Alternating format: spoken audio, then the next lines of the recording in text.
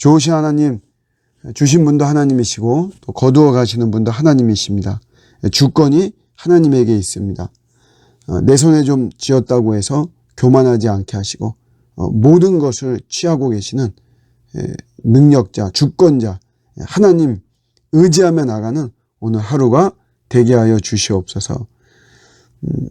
틈이 날 때마다 무시로 기도할 수 있도록 도와주시고 우리의 무기가 육신에 있는 것이 아니고 하나님의 능력과 지혜인 예수 그리스도께 있음을 깨닫고 더 주님 의지하고 주님을 방패와 피난처와 무기로 삼는 저희를 되게 하여 주시옵소서. 감사드리고 예수님의 이름으로 기도드립니다. 아멘.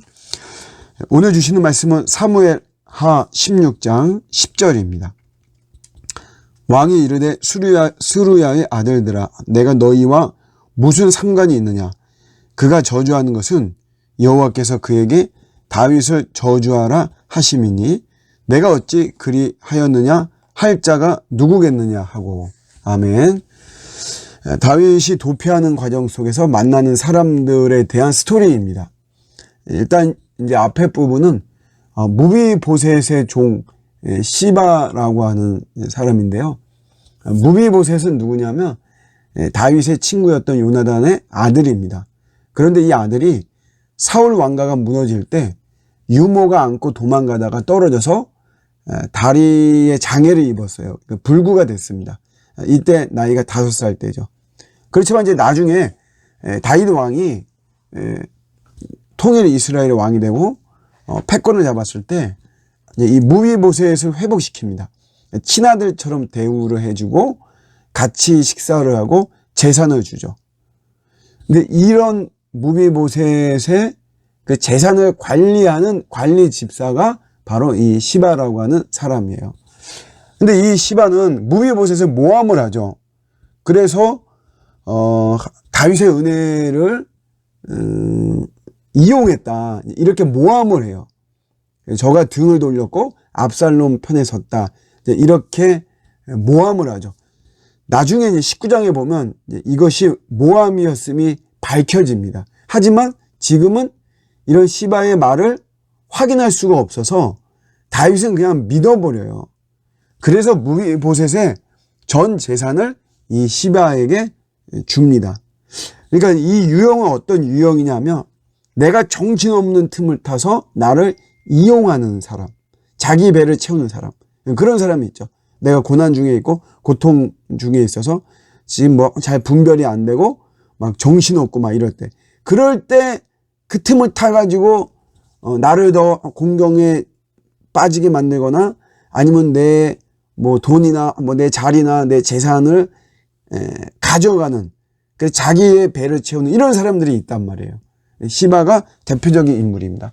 또 한 사람이 이제 시므이죠. 이 시므이는 다윗이 왕궁을 빠져나올 때 다윗을 저주했던 사람이에요. 원래는 사울의 친척이었죠. 근데 사울이 몰락하니까 자연스럽게 자기도 몰락하고, 그러다 보니까 또 자연스럽게 다윗에 대한 원망을 가지고 있는 거예요. 분노를 가지고 있죠. 그런데 다윗이 몰락하는 순간에 자기 앞에 다윗이 나타났거든요. 그동안 쌓인 감정이 폭발을 하면서 다윗에게 돌을 던지면서 저주를 합니다. 고향에서 떠나가라. 사악한 자야. 하나님께서 사울이 당한 억울한 피를 너에게 돌리셨다. 그러니까 너 벌 받는다. 이렇게 이야기를 하는 거죠. 이 시므이는 어떤 유형이냐면 철저히 자신의 눈으로 해석하는 거예요. 모든 거를. 지금 다윗이 하나님의 저주를 받아서 이런 것은 아니잖아요. 그런데 그렇게 보는 거예요. 그래서 하나님이 너를 저주한다라고 이렇게 이야기를 하는 거죠. 자기 해석하는 사람이에요. 참 대책이 없는데, 그래서 우리가 성경이 중요해요. 성경이. 하나님의 말씀을 우리 항상 기준으로 이렇게 삼는 게 되게 중요하죠. 다음에 이 아비새의 모습은 이제 시므이의 이런 이야기를 듣고 아비새도 한순간에 열이 받아요.